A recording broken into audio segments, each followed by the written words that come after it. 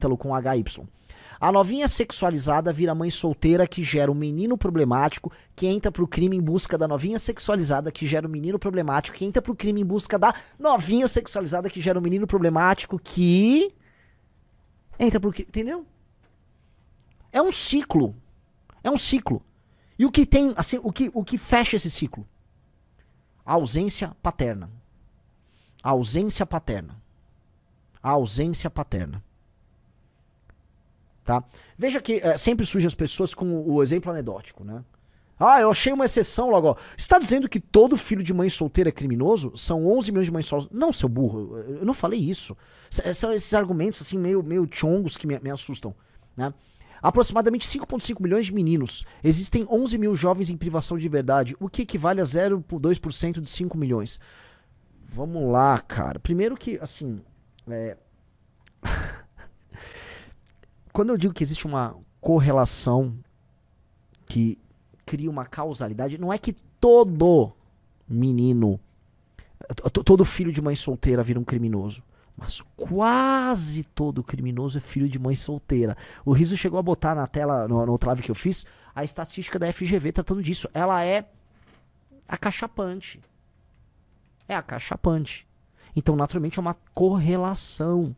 No caso, há praticamente uma causalidade que é mais forte do que o índice Gini, ou seja, que é a desigualdade e a questão do PIB. Então, o que é o ponto, meu querido amigo Basílio, que estava falando isso? Por mais que você queira fazer esse apelo emocional tal, as estatísticas não estão do teu lado. E você tem que aprender a interpretá-las. Né? Sabe aquela coisa assim? Holandeses em geral são altos. Aí o cara, ué, você tá querendo dizer que todos os holandeses são altos? Existem holandeses que são baixinhos? Sabe, tipo... Ó, veja só, esse dado dessa pesquisa da FGV de 2007, ela é acachapante, tá? Dos jovens presentes na FEBEM, 70% foram criados sem pai. É um tipo de correlação que você vai conseguir falar, isto tem um elemento de causalidade sim. A ausência da figura paterna é a ausência de uma figura em que o jovem se espelha. Então, pensa o seguinte, se o cara tem um pai presente na casa, ontem foi dia dos pais, né? Se o cara tem um pai presente na casa dele, tá? E o pai decidiu, foi uma decisão, não ser um vadio e ter uma ação responsável, não só com relação à mãe, mas com relação aos filhos, ele já tem um homem que é muito superior à média dos homens. Então, ter um pai presente é ele ter perto um homem que tomou uma decisão de compromisso com o núcleo familiar dele. É um sujeito que está comprometendo sua própria liberdade, que está comprometendo outras opções, tá? Em nome de um sacrifício que ele faz. Então, o garoto já tem um espelho. O garoto percebe ao longo da vida que aquela figura traz autoridade, pune, não permite que ele faça determinadas coisas, ao mesmo tempo que faz um sacrifício em nome dessas pessoas. Ou seja, aquele garoto tem um espelho de algo que é muito legal. E ele se sente amparado, ele não se sente sozinho. Isso ajuda muito a formar o caráter daquele garoto. Quando não está presente essa figura paterna, ele não consegue construir isso. E mais, a mãe solteira às vezes nem percebe o mal que ela gera no menino, por exemplo, na sequência de relacionamentos horríveis que ela vai ter. Então, ela leva outros homens para casa. Vocês já imaginaram como para a integridade psicológica do menino fica a situação de uma mãe, né? Eles têm 8 anos, traz um marmanjo para casa. O marmanjo vai, faz sexo com ela, às vezes nessas, né, habitações precárias nas periferias, a pessoa ouve a relação sexual, o menino ouve. Como é que é a cabeça do garoto? Como é que fica nisso? Aí é outro homem no outro dia. Aí ela tá sempre à procura de uma relação, de um homem que vai dar certo. É muito difícil pro garoto. A formação, aquilo gera também uma revolta. Então, o arranjo familiar incompleto é uma das causas fundamentais da violência. Ao mesmo tempo, esse mesmo arranjo vai gerar uma menina que tem graves problemas de autoestima, não tem a referência do pai, não teve o amor paterno, não sabe lidar com a aprovação masculina, né? Aí talvez ache que quando ela começa a desenvolver, vamos dizer, um corpo mais feminino, né? Ou seja, ela entra na adolescência, começa a ter seios e tal, ela começa a achar que aquilo é uma moeda para ela ganhar a atenção de outros homens, a atenção que ela não teve do pai, porque o pai foi ausente.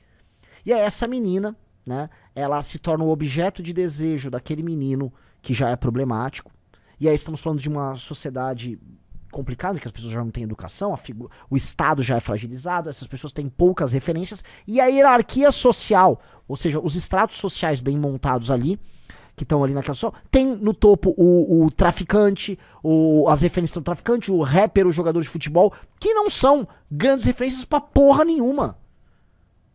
Não são grandes referências pra nada, são referências de merda.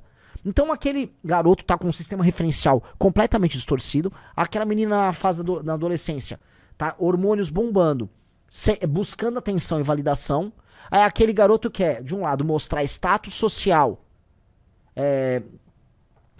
seja ganhando um pouco mais de dinheiro, seja entrando pro crime, e ela usa a moeda social dela, que envolve o sexo, pra também crescer dentro daquela escala social, aquela pirâmide social específica. Ambos saem totalmente prejudicados.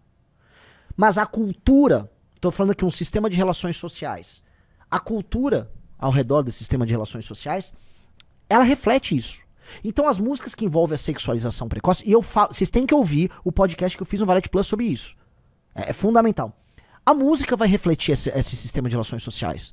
Então quem é a novinha? Repararam, quem é a novinha nas músicas do funk, do rap? A novinha consiste de uma moça na adolescência que está sempre impressionada ou passível de ser impressionada pelo status adquirido pelo eulírico, que é sempre um homem. Então o eulírico é um homem e ele em primeira pessoa conta como ele tem uma arma, como ele tem ouro, como ele tem um carro, como ele tem uma moto, como ele tem dinheiro, como ele é temido. E com base nisso, a novinha impessoal, ela representa milhões de camilinhas, milhões de novinhas. Essa novinha impessoal, ela se impressiona e ela fica sexualmente atraída por ela. Não apenas ela, mas as novinhas, a coletividade, porque elas vêm em ninhada, né? Elas são um coletivo. Então, essa dimensão, tá? Que vem se repetindo num processo nas periferias das grandes cidades há muito tempo, é uma dimensão social falida, que cria arranjos sociais, assim, perversos, e que precisa ser destruída. Ela precisa ser destruída. E aí, quando a gente fala, vou voltar, porque não sei se o vinheteiro ainda tá aqui, mas maravilhoso que ele tá aqui. O vinheteiro, quando ele fala, né, isso não dá, tal, o vinheteiro, quando ele chama de fezes esse arranjo, ele não tem medo de falar isso. Ele atrai pra si, né, muita gente atacando, falando merda, mas a gente precisa entender. Como é que você valida a manutenção desse sistema de relações sociais ruins?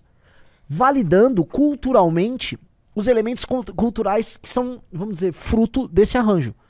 Então quando você fala, não, é muito legal o programa da Regina Casé, que ela conta aquela realidade. Não, nós precisamos respeitar lá o funk do MC não sei quem. Não, o MC Latrocínio tem um ponto. Não, o MC Latrocínio não tem um ponto nem artístico e muito menos cultural ou político. Aquilo é um mero reflexo de uma estrutura social que tem que deixar de existir. E essa estrutura social tem que deixar de existir. E a gente tem que parar de falar que não tem que deixar de existir. Tem que deixar de existir. Gravidez na adolescência tem que deixar de existir. Baile funk tem que deixar de existir. O funk enquanto cultura, essa cultura de gueto e sexualização, tem que deixar de existir. Ah, não, mas você não gosta do ritmo do rap? Não, eu adoro o Kanye West. Adoro, eu acho musicalmente bem interessante, mas eu acho que a temática subjacente a essa produção aqui no Brasil está fazendo muito mal para as pessoas. Assim que outra coisa está fazendo muito mal, o cara que embucha e foge, a mina que se sexualiza precocemente, um monte de minhoca na cabeça dessas garotas. Entendam uma coisa, esse tipo de coisa sequer, porque aí você começa a misturar também elementos político-ideológicos, né, alienígenas para esses jovens. Esses jovens não dispõem de material pra isso. Quem aqui assistiu o filme Taxi Driver? Ó, um cara botou, discurso racista e elitista, Renan. Luiz Davi, vai tomar no seu cu. Tá? O filho de uma família de classe média alta aqui em São Paulo, tá? Ele tá estudando numa escola decente. Os pais não vão permitir que ele se submeta a esse tipo de subcultura. No máximo, esteticamente, ele botou uma bermuda maior e tal. No fim, ele vai estar estudando numa escola boa. A filha dele não vai embuchar na adolescência, tá?